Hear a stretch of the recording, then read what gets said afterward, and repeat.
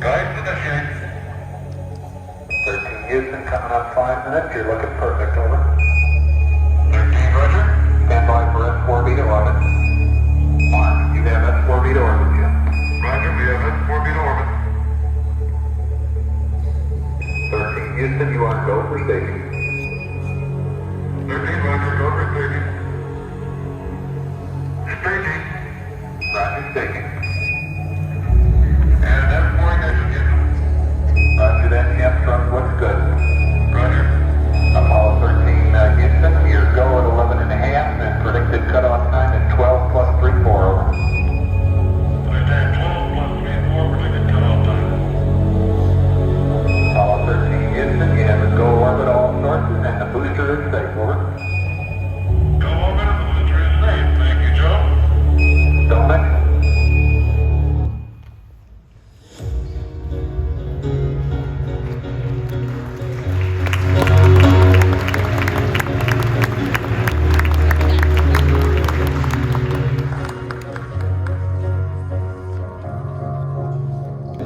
NASA's astronauts and ground crew overcame life-threatening obstacles with ingenuity and teamwork, turning near tragedy into a triumphant testament to human resilience and determination.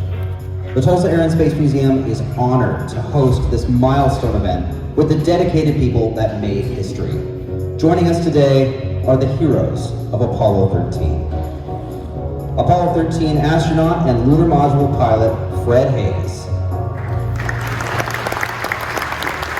Fred was also the commander of the Shuttle Enterprise during the early shuttle approach and landing tests. Flight Director of Gold Team, Gerry Griffin, joining us through Zoom.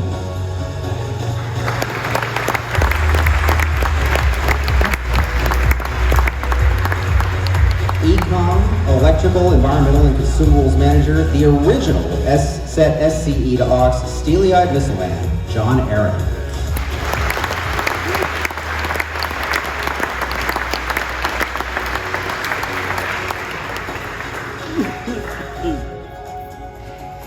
INCO, or Integrated Communications Officer, Tom Hanchett. Welcome, Tom.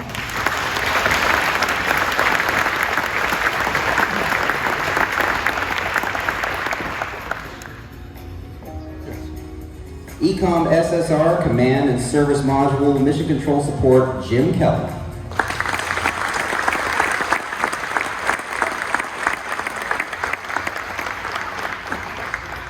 The first astronaut nurse, Dee O'Hara.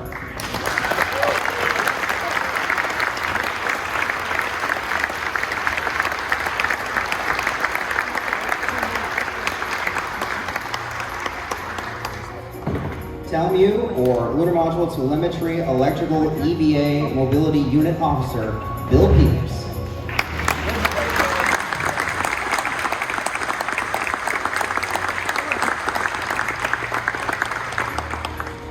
Lunar Module EPS, or Electrical Power System Flight Controller, Mission Control Support, Bill Reeves.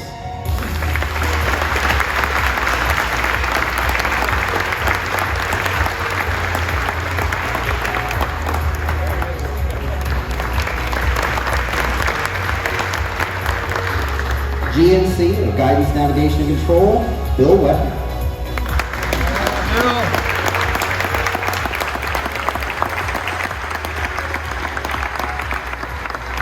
Space historian and author and moderator of today's event, Bill Moore.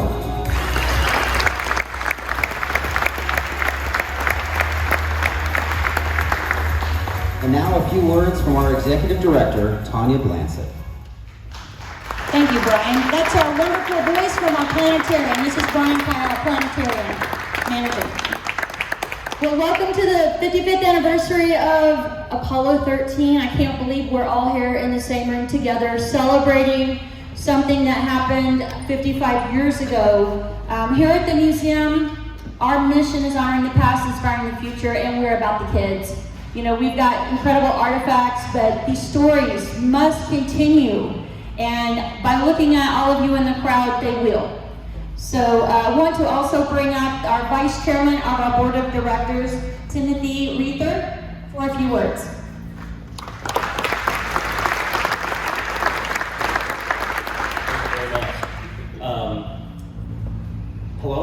TASM, the Tulsa Air and Space Museum and Planetarium. I don't want to leave the planetarium part out for Brian. Our mission, as Tanya said, is honoring the past and inspiring the future, and we are certainly doing that here today as we celebrate the 55th anniversary of Apollo 13, which arguably is NASA's finest hour. My name is Timothy Reether. I'm the current Vice Chairman of the Board of Directors. And on behalf of the entire board, we want to thank you for your attendance today in celebrating this special event. I'd also like to recognize the board. If you're a board member or a past board member, if you could just stand and be recognized.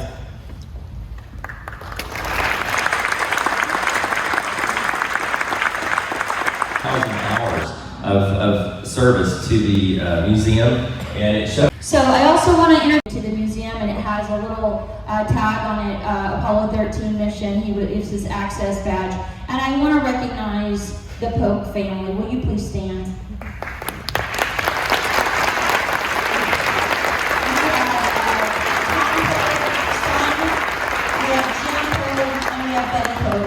And this is brother, sister, and son. So thank you for always coming. This amazing staff here at Tulsa Aerospace. Let me second what they said.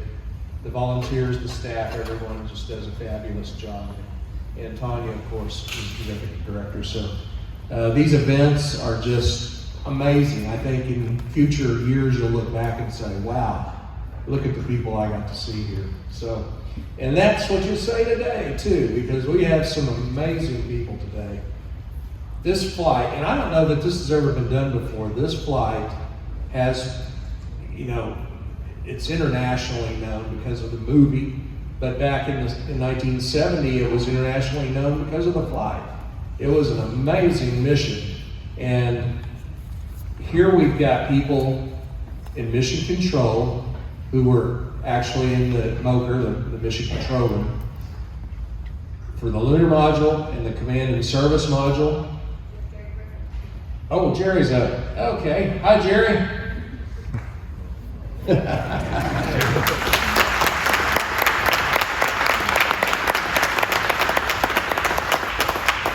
Gerry's a flight director, one of the flight directors for Apollo 13. We've got people from the lunar module and command and service module, electrical systems from both sides, because those are two separate entities. And then the people in the support room who help them, and that's on both sides, the lunar module and command and service module. And like I say, we got one of the flight directors, and we got one of the guys who was in the mission up in space, which was 55 years ago today. Fred, you were flying to the moon. And the explosion hadn't happened yet, but he was happy.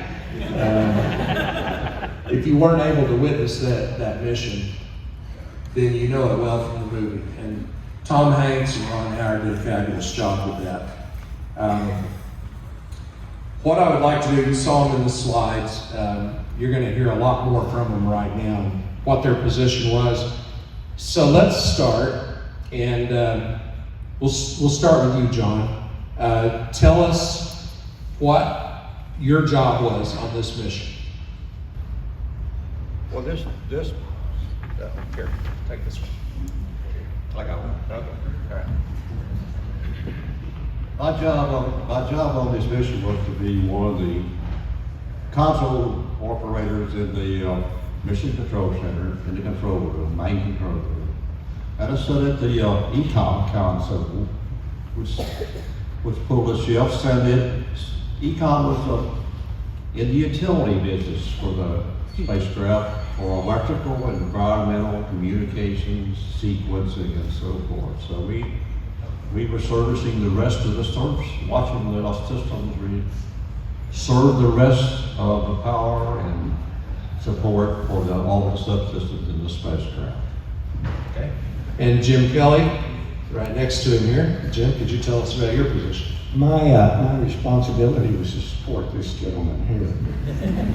Each of the disciplines in the Mission Control Center had what was called a backroom. And there were probably at least 10 of them, what's called the Staff Support Room, SSR. So my job was to whisper in his ear. ahead, Bill. And this is Bill Peters, TELMU. I was to TELMU on the flight at the time that everything happened to Fred here. My responsibilities were the telemetry, electrical power, not communications anymore, life support, thermal, that sort of thing, and also the EVA backpacks, which we never got to use, but that was my responsibilities on the flight. Okay, and Fred, what did you do on this flight? Well, I didn't do a lot of things I planned to do. So I was a lunar module pilot. As it turned out, I got to spend probably got as much time as anybody got in a lunar module, 4 days worth, as it turned out. But no, the lunar module pilot had little to do in the command module. Basically, all you had to know was what switches and gauges you could see in front of you. So I didn't know much of anything else about the capsule, except what I could reach during launch, or maybe need to reach during entry. But I knew the LEM forwards and backwards, as it all did, the LEMs, lunar module pilots, and commanders. You had to know it, at least to handle it in the event of a suit failure. If either one of you had a suit failure in the moon, only one of you was coming back. So each of those crewmen in the LEM had to know the whole LEM. They were effectively, do the lift off, do the rendezvous, etc. But so that was kind of the role of the lunar module pilot. And as it turned out, we used the LEM in several different ways than we had really planned to for that mission. Okay, I was the INCO, Integrated Communications Officer. We were the only ones that had both spacecraft responsibilities. And we had another responsibility, and that was a ground station. So we got to make sure that all those guys are in the right mode for what's happening. I was on the launch team, on Fred's launch team, and I was also on his entry team, which was a very exciting time. Thank you. Bill? Yeah.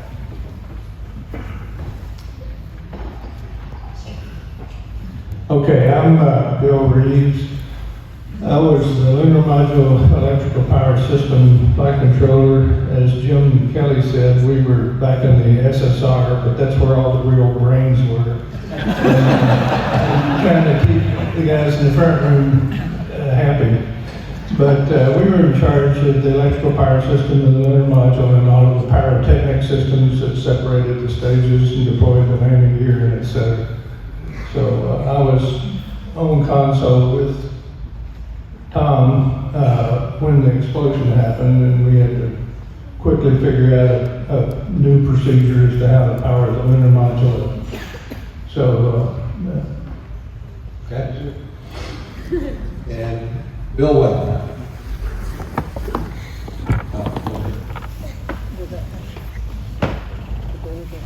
I'm Bill Weppner, and I was, my primary mission was to monitor the propulsion system on both the command module and the service module. After the emergency, of course, the service module was dead. And so, but we watched the command module and its propulsion system very, very carefully because we knew we were going to need that for entry. Beyond that, during the preparation for the free return flight of Apollo 13, we helped in any and every way we could.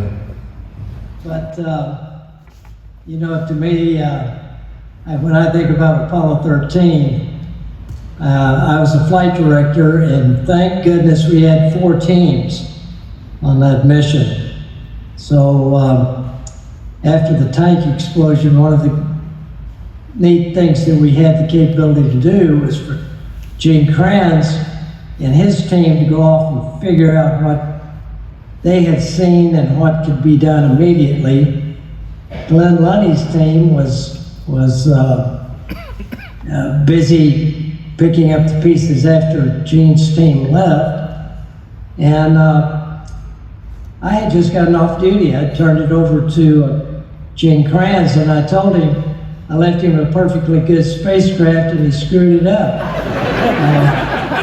And to this day, he just smiles when I say that. But it did leave us 3 teams to work the problem.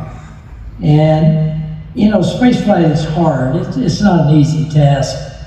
And 13, every flight had problems that we had to deal with, but 13 was different. And thank goodness we still had the lunar module with us. But in summary, I think there was a line in the movie that it was NASA's finest hour, and in many ways I think it was. You've heard it called a successful failure. In many ways it was. But it shows what people can do when they have been well trained. We never talked about not getting the crew home. It just didn't enter our vocabulary. That was always a risk on any mission for any reason. But it brought it home on Apollo 13, and I was really proud to be a part of it. Tiger was the command module pilot. Jack didn't know that until 72 hours before the flight. And, you know, it was a tough situation all around. And Fred will tell you that backups are ready to go on any flight, because Fred was a backup on 3 Apollo missions. And isn't that right, Fred? Tell us what you think about backups. Well, no, that was true. The reason was NASA did not want a crew to be a holdup for launch. To have to wait 28 days for the moon to get back around in the right spot again. So truthfully, the way I looked at it, and certainly the way I trained, I could have flown any of the missions I backed up on, and I'm sure that others in the backup felt the same way. So you really could change out a whole crew the week of launch and it wouldn't have mattered. I think the mission would have gone as planned. Now Jack Swigert actually probably was behind Ken on some of the photo plan late changes made for lunar orbit stuff. But other than that, Jack was ready to go, certainly on safety, mission success wise for the flight. It was one thing I'll just comment, very emotional. Ken I trained with Ken through Apollo 11 backup.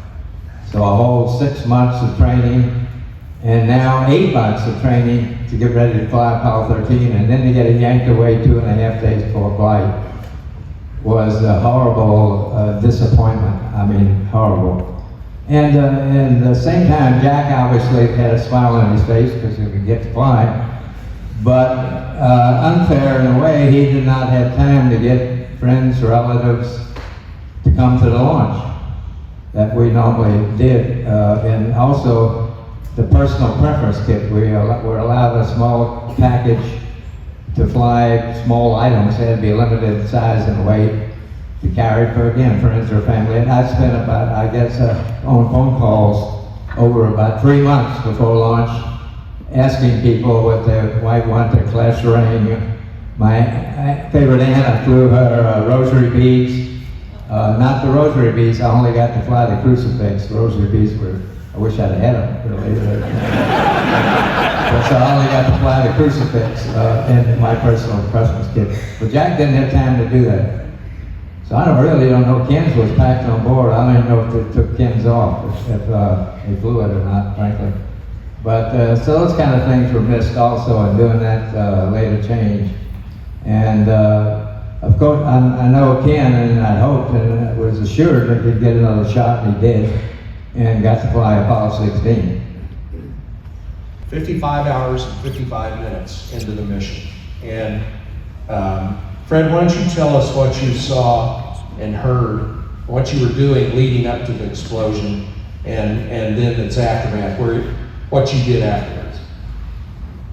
Okay, at the time, Jack Swigert was the only one in the capsule. Jim Lovell and I were still down in the Lunar module, and I was putting away equipment and items I had pulled out to do a TV show. We had just finished and signed off before the explosion a live TV show to, I don't remember what network, but one of the U.S. networks. And I was putting back things in storage that I had taken out. I was in that process. We heard a large, obviously a large bang and felt motion and unusually a lot of the attitude little 100-pound thrusters were firing to try to hold attitude from the torque that had been given, I guess, to the combined spacecraft when the large panel separated from the service module, which obviously was not normal.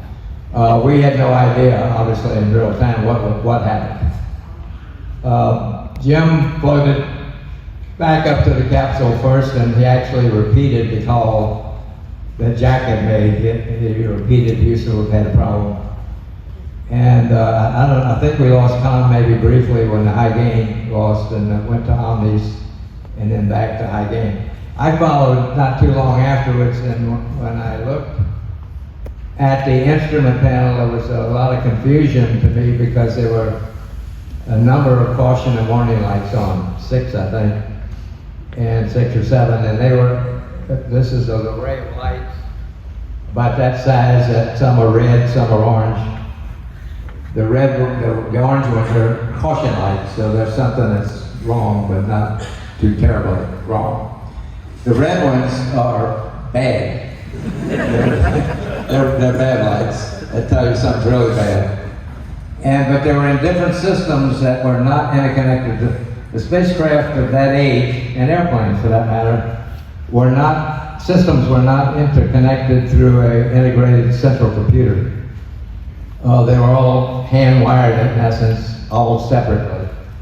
So I could not think of one that was confusing. I couldn't think of one failure that would cause so many lights to come on in systems that had no relation to one another.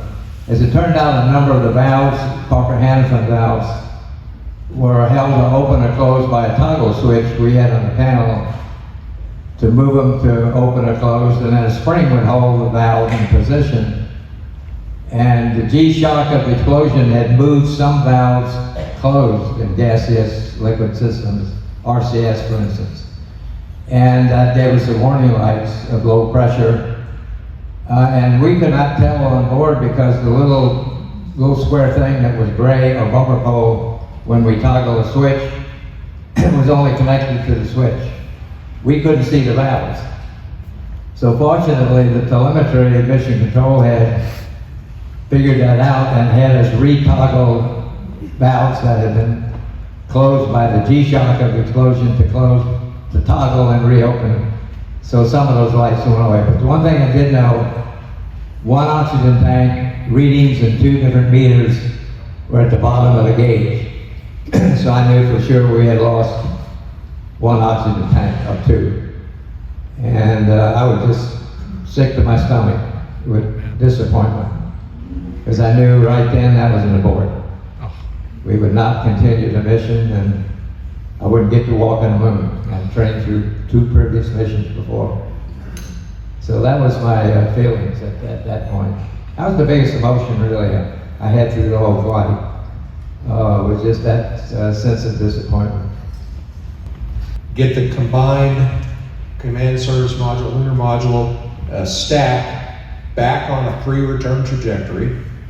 Once that was done, then they had to conserve power on the limb to make it back to Earth for restarting the command and service module and preparation for re-entry. So now I'd like for each of you to talk about what you did in going about that process of getting that done, and tell us how you were working to shut down the command and service module and bring up the limb. And you might start by telling us where you were at when you heard there had been a problem, and what you did when you first got to mission control. John, could you start us off? There you go. When this happened, I was home. I got a call. I got a call from Artie Aldridge about John. We've got a problem out here. The team is chasing this problem as if it's an instrumentation problem. And I'm concerned they're not on the right track. I said, Artie, walk behind the following consoles and read me some parameters, read me out. He called me because one of my expertise was, I was familiar with how the failure modes in the telemetry system might affect the data. He read me those parameters. I said, Artie, that's not an instrumentation problem. It's a real problem, and it could have significant repercussions on the mission. I said, I'll be right there. But in the meantime, he told those controllers, quit chasing it as an instrumentation problem. That problem is real, and I'll be right there. Took me about 30 minutes to walk into the control center. I didn't even put my headset on. I just walked behind the consoles, looked at what they were chasing in each position. Then I walked over to the EECOM console where that controller was chasing this problem. And I soon sorted out the fact that they were not going up. So I walked up to the controller and I said, Si, he was the EECOM controller, you're not going to be able to fix this one. You are got a battery online, you're discharging the very battery we may need if we ever get back to the vicinity of the Earth to be able to re-enter the Earth's atmosphere. Fear was in his eyes when I described to him what he needed to do that had never been done before. There were no procedures to do it. There were no procedures to power back up when we got to the vicinity of the Earth.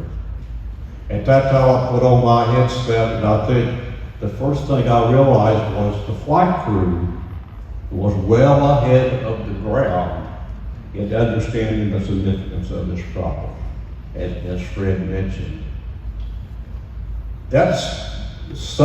Fortunately, the flight director console recognized that it was time to switch strategy, that the strategy had to be to use the WEM because the command and service module was soon going to have to be turned off, not just powered down, off.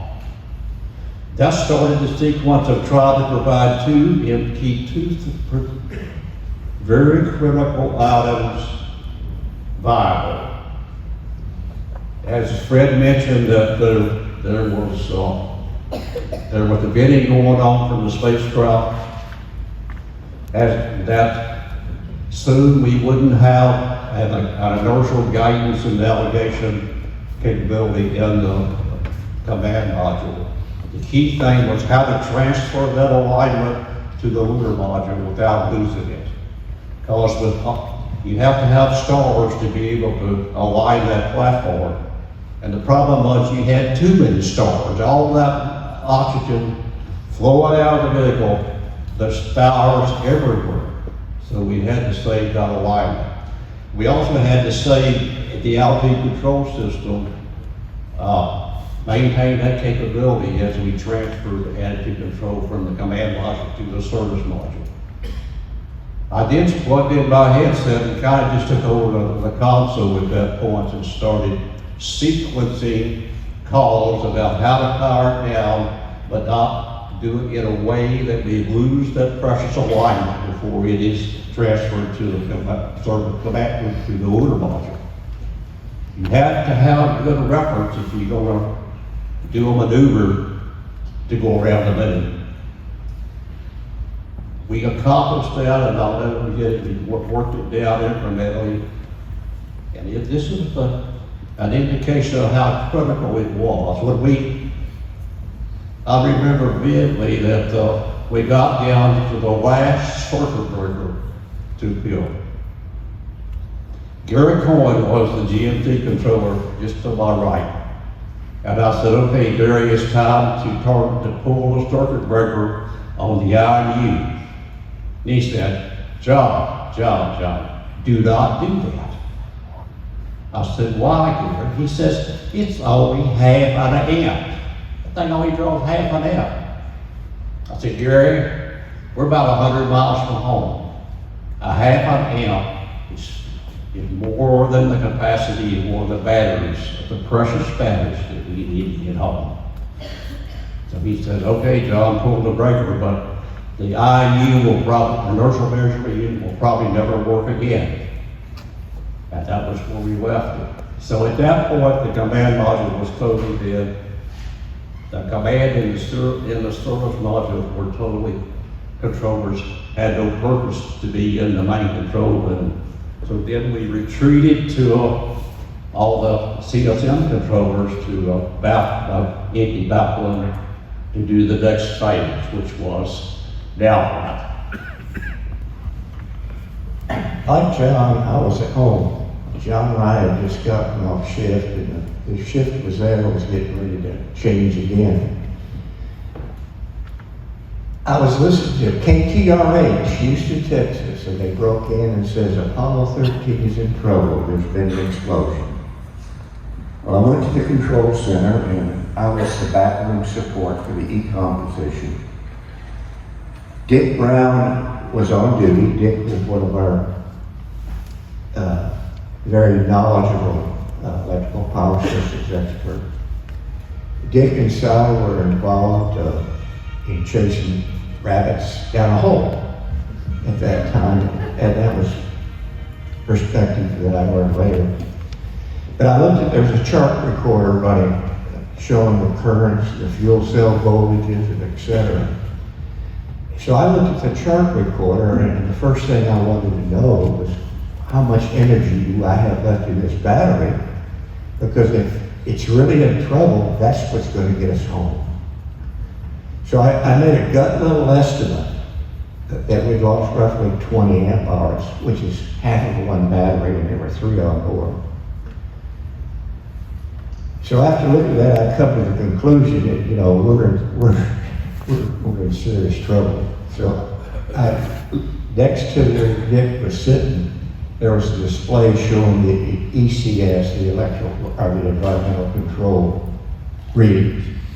I looked at that, and I saw the fuel cells, or the oxygen pressures low and all that. So I come to the conclusion fast that things weren't right. And I was in the process of leaving the SSR and going into the MOCR where Si was, when John and I ran into each other in the hallway. At that point there, like John says, Gene Kranz's team, he took offline, and that was where we were at. We went to the final SSR, which is on the third floor. They came in and they asked us to move, so we actually had to go somewhere else because they were in the process of computing the first burn to put us back into a free return orbit. So that's where I was at. And from then on out, we started working on the procedures to power the spacecraft back up and get us home. I guess I was the only one that was in the, okay, sorry about that. I guess I was the only one that was actually in the control center at the time it exploded, based on these guys, what they just now told me. I had just watched Fred do his TV show. That was all over. And we had powered the limb down. I just unplugged from my console, and I walked over behind the side and looked down at his console, and it was lit up like a Christmas tree. I said, what's going on? And the guy that had just replaced me on the TELMU console said, come back over here and plug in. So I backed over and plugged back in and started participating in the action that was going on.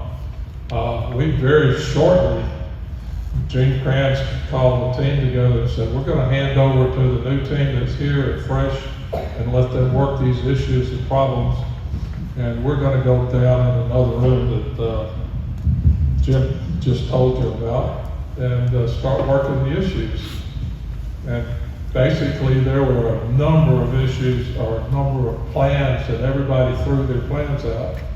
Of course, me being an electrical power guy, I said, let's turn around and go home right now. You don't have time to fool around. And of course, that's not the way it went, because they wanted to go around the moon and come back a different way.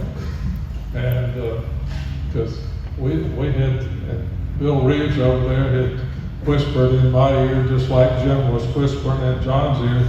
He said, we don't have enough power to do all that. We've got to get the load down. But as it turned out, we did develop a longer plan, and eventually powered the limb back up and got a maneuver off rapidly. I think our normal electrical power load was about 60 amps, and they did that maneuver with about, I think, 26 amps to do it. And the way we had figured in the long term, we had to get down to about 12 to actually make it down back in time for the timeline that they had thrown out to me. So that was the intermediate discussion there in the staff support room wherever we were. But there was a lot of playing back and forth, and I think we had an outstanding team that were able to negotiate timelines, pieces of equipment that could be powered up, pieces that could be turned off, and to turn everything off in order to get it to work. To control attitude of the combined vehicles if necessary, and to have environmental system up and operating to give us life support. So those were the kind of the key parameters. The electrical system on the LEM was all batteries. There were 4 batteries in the descent stage and 2 in the ascent stage. And again, it was the first critical thing to get done that I had frankly not thought about was, I guess, when the FIDOs were put to work to worry about. We weren't on the path to go around the moon. We were not on the free return. So if we'd not done any maneuvers, we would have not come back to Earth to enter.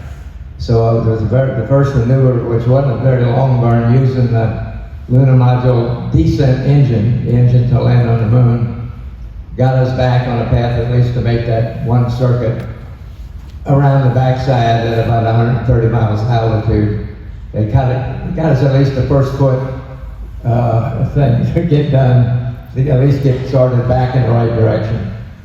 And it just went on from there with as I said, the open item list got developed offline. And we had a lot of lapse time in the vehicle after we got started down that trail, because we were mostly just waiting around to hear what's the next thing to do. So I had occasionally would get a cat nap in even, and just waiting to hear what procedures might be read up, or what was the next thing we were going to have to do, execute. Well, I had just gotten off shift. The gold team finished up our shift. Everything was normal. Turned it over to Kranz and the white team. And by the way, to this time, I always tell him I turned him over a perfectly good spacecraft and screwed it up. But actually, I went out to play a softball game. Ed Fendel, who was another flight controller, and I went out to play a ball game, and we finished that up and went to his apartment, and we're having a beer, and my wife chased me down to tell me I better get back to the control center. So that's what I did, and came back in, and it was obvious it was serious because there were a few more people in the room, but it was not chaotic at all. very calm, professional approach. I stayed for about an hour and followed what the black team, Glenn Lenny's team, was coming on, and Gene Kranz's team was going off. In fact, thank goodness we had 4 teams on that mission, because it gave us the flexibility where Gene could take his team and go off and try to figure out what they had seen and what possibly happened and what condition they left everything in the command module particularly. And Glenn was wrestling with, and his team was wrestling with trying to get the lunar module powered up. Somebody had created a schedule. How did you go about working the problem, and just how close were we on power? Okay.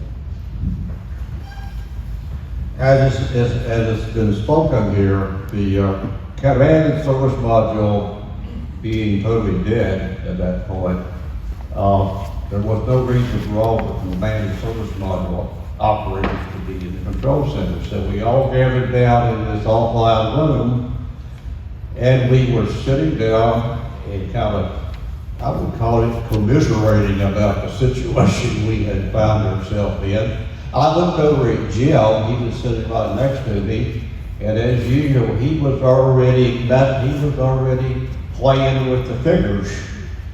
He's playing with the numbers, trying to figure out how much power we might have left. And about that time, so we were pretty kind of a miserable bunch sitting around those tables, and Gene Kranz entered the room. He was the next flight director, and he said to, I think he just kind of took a look around, and he thought, I got to do something. So he proceeded to be a rah-rah. He gave us the pep talk, a rah-rah. We're going to get this old big stuff down.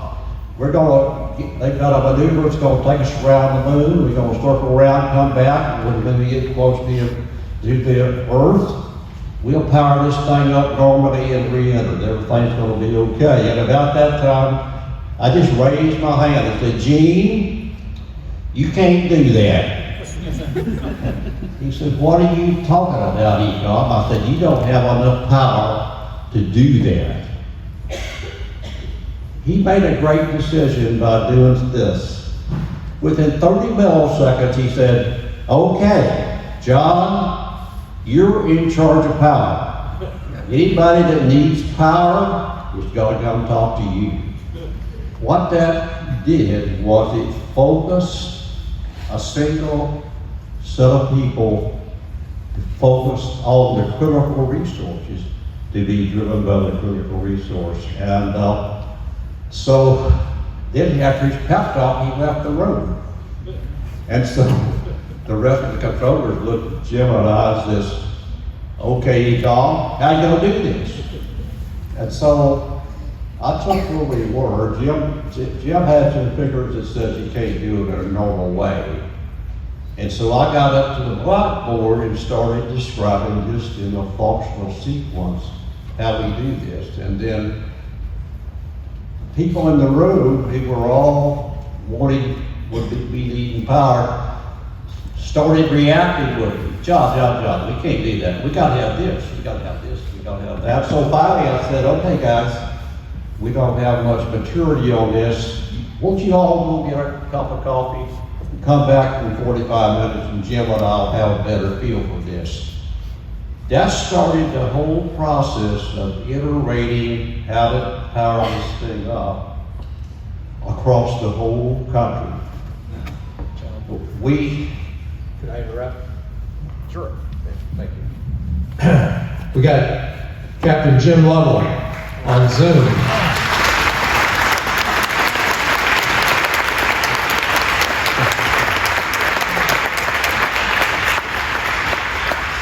Hello, Captain Lovell, welcome. We're celebrating the 55th anniversary of Apollo 13 here in Tulsa, Oklahoma. We've got a lot of your friends here with us, and we're glad you're with us today. Can you see me? Yes, yes. I'm looking at the screen right now. This is Jim Lovell, if you can see me. Yes, we can see you, Captain. Can you see me, Commander? Well, we can see you.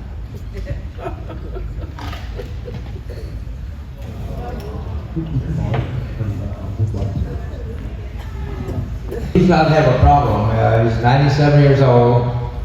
His mind's clear. We talk about the old days. Now, like me, he's having trouble remembering a name now and again. But other than that, he has full clarity. So, I don't know, we may be calling past lunch and he's sleepy. I don't know. Maybe that's the problem. But Jim's health-wise is fine otherwise. But 97, just like I've gotten a little trouble walking, he still goes out and about, but that's around town in Chicago where he is, and of course he has to use a wheelchair when he goes out and about both places.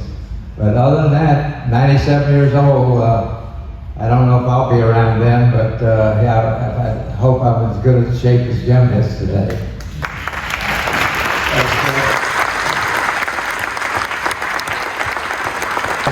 Quickly, what happens next? Jim and I would put together profiles and distribute them out in various levels of detail. And then we would get inputs back from the subsystem guys about how they felt about it. So we started the whole brokerage system of give and take between what they wanted, what they thought they needed, and what we could give them. Now, just to give you a feel for how much power or how little power we had left in the command module.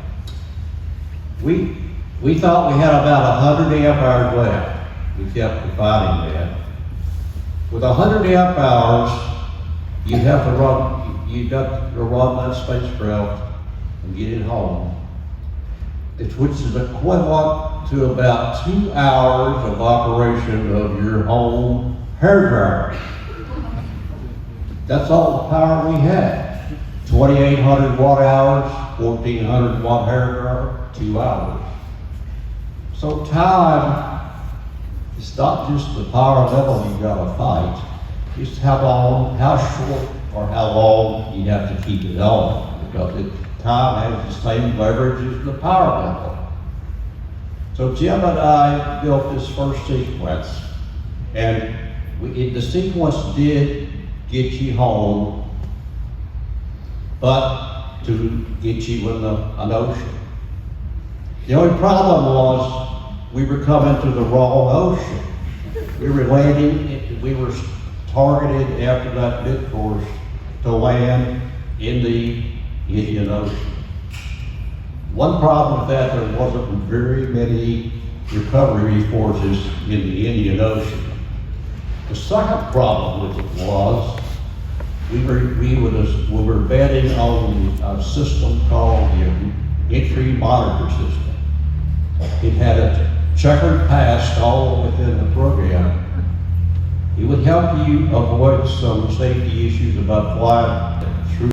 After the sequence went up, that Jack and Fred could go into command module basically in the dark and configure this spacecraft, get it separated, get the service module separated from the command module, and then power up the IMU and get it aligned and inertial line in and zoomed in on the stars. And then we would turn the telemetry on, and everybody on the ground could see what the data revealed and how well this configuration turned out. So we started this power up at 5.5 hours before hitting the atmosphere, maybe a little before that. I got in early. The next thing we did was to try to separate the service module with the procedure that Jim's idea was. We'll do it with a push-pull. Well, why are we doing a push-pull? Because, well, the service module had a unique function. It had a sequencer that when you separated it, you could use the service module power with fuel cell to back it away and give it a spin. Very important maneuver because you don't want to have a collision between the service module and the command module in the middle of entry. So you need to back it off. So we did a push, we asked for a push, about a foot per second, and then a pull back about a foot per second. That would give you about, for each hour you separated about half a mile of separation. Once we did that, they started off finishing the rest of the power off, and we powered it up at internal the telemetry and the comm system at about 3 hours before entry interface. No, about 2 hours before entry interface. And everybody took a look at how well Fred and Jack had configured this spacecraft in basically the dark at refrigerator or below temperatures, and they had powered it up perfectly.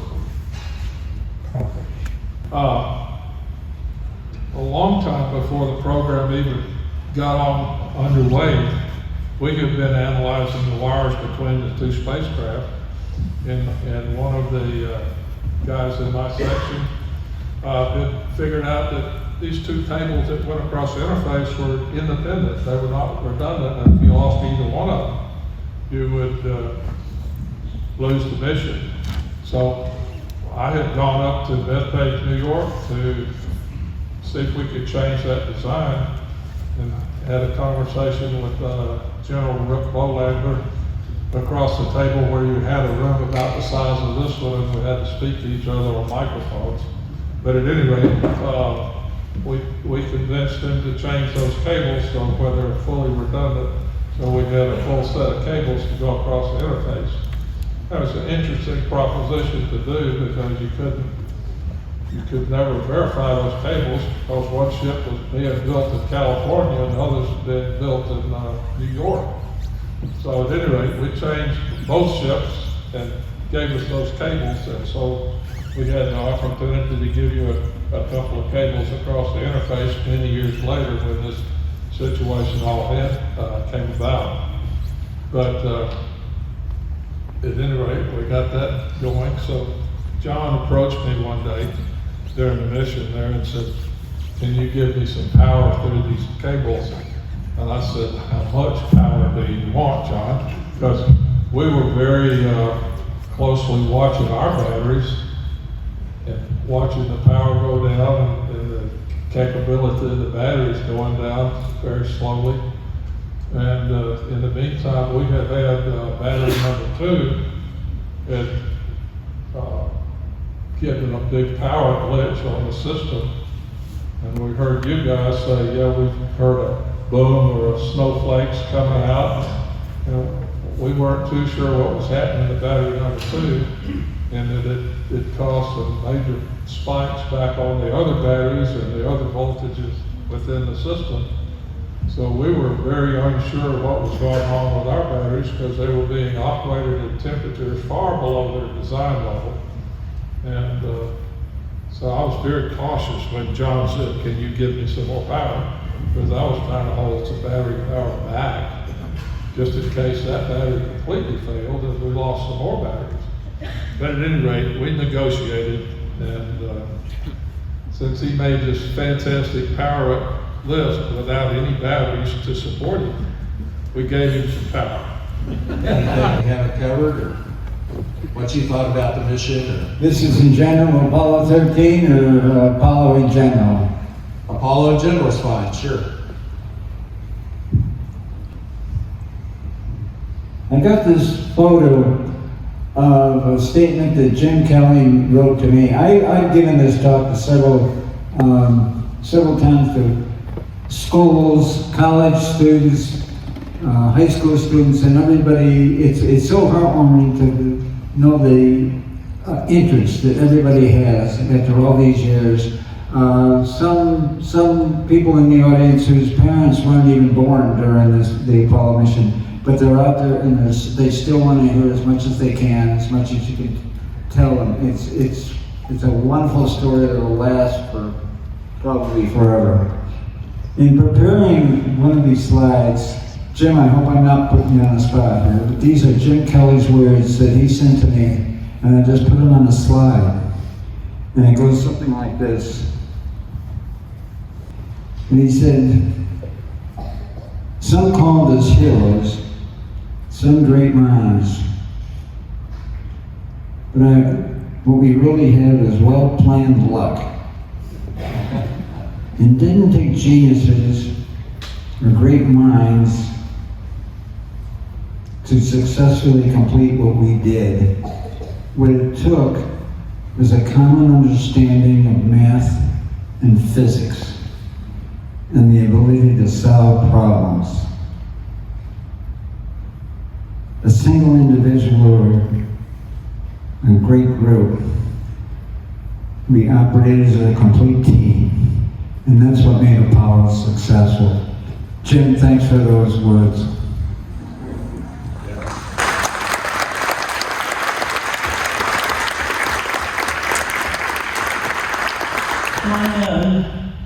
Of the command module, the ground station is over here.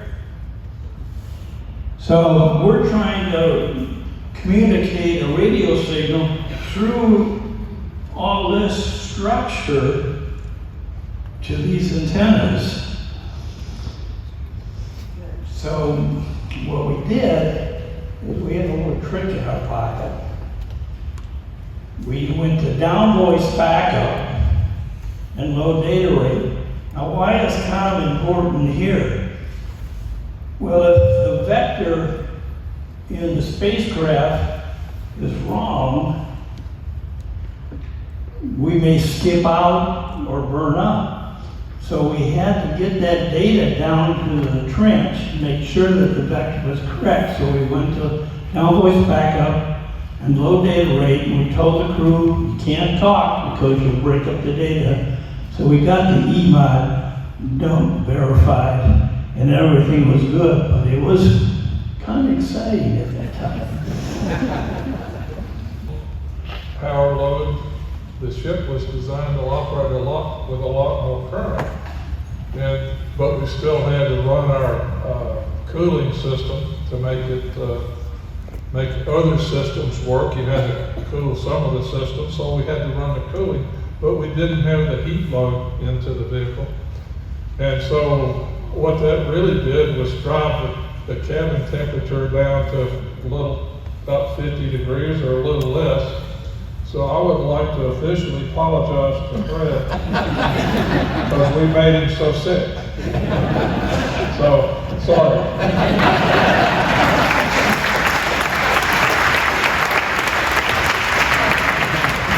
That's all right, I'm here.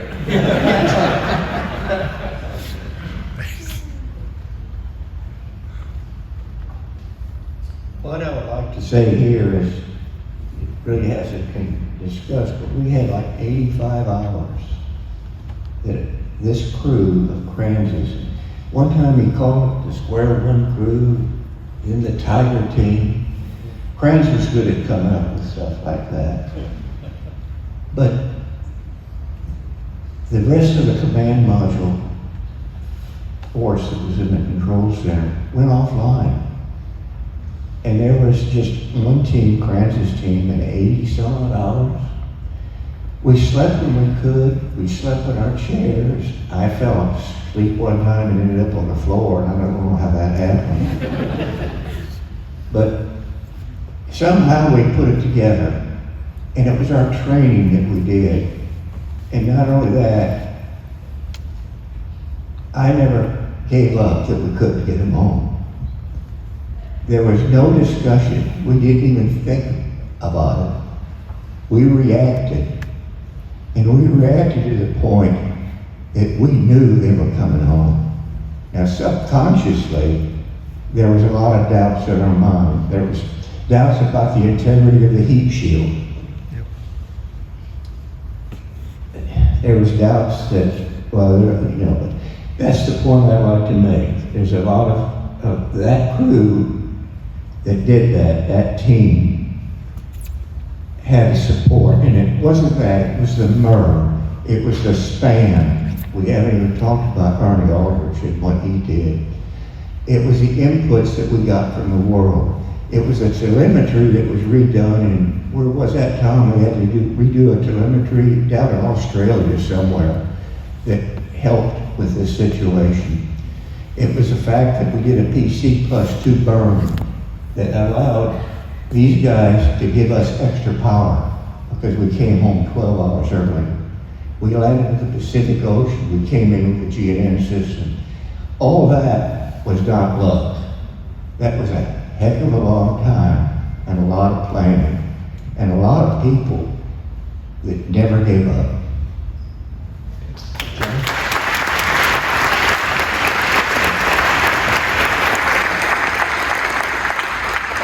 Is the fact that this program was estimated an amazing thing you could do. 400,000, 200,000 people worked on designing and building parts and pieces and software all across this country that they could ship to Florida, put it together, and it would all work. A great tribute to the ingenuity and engineering of what this country can do when they're challenged and do it. Getting Apollo 13 home involved probably half of those numbers of people working together as we could understand the problem and merge a solution all together. So when it was radioed up to the flight crew, they made it work. And so I don't think that we should bathe ourselves in the credit for too much of this, Jim and I and so forth. We were just the focal point of this amazing capability of what this country can do with this engineering when it's just and proudest when they put the mind to it. So I give the tribute to the country and what it can do. Well, Apollo 13, has grown in some attention as a mission that really didn't do the primary thing of landing on the moon, but I think it's grown into a folk tale of sorts that, among others, that way, Shackleton stories that talk of people dealing with the problem. Now this one had a little more complexity to it, as John was talking about, the number of people involved, the engineering, that kind of technology that even we had to deal with, available, I should say, at that time, that made it have as Ron Howard enjoyed, a good Hollywood ending. And it was a unique program that, in terms of at least certainly congressional administrative support, NASA has never enjoyed a program like Apollo. I was 4 years involved in the design development of Space Shuttle in the program office and so on. It was a unique program in that sense as well. It somehow spawned public interest to a great degree. It also had the support of Congress and the administrator, President Kennedy, who set it in place to fully support NASA with the funding required through the Apollo 11 landing. And it was only after then that some of the budget cuts came about that did cause the cancellation of 18, 19, and 20. We originally had 20 missions planned. So I just feel, I'm sure all of you do too, at this time that we're involved, that we were just blessed to be around to take part in that program.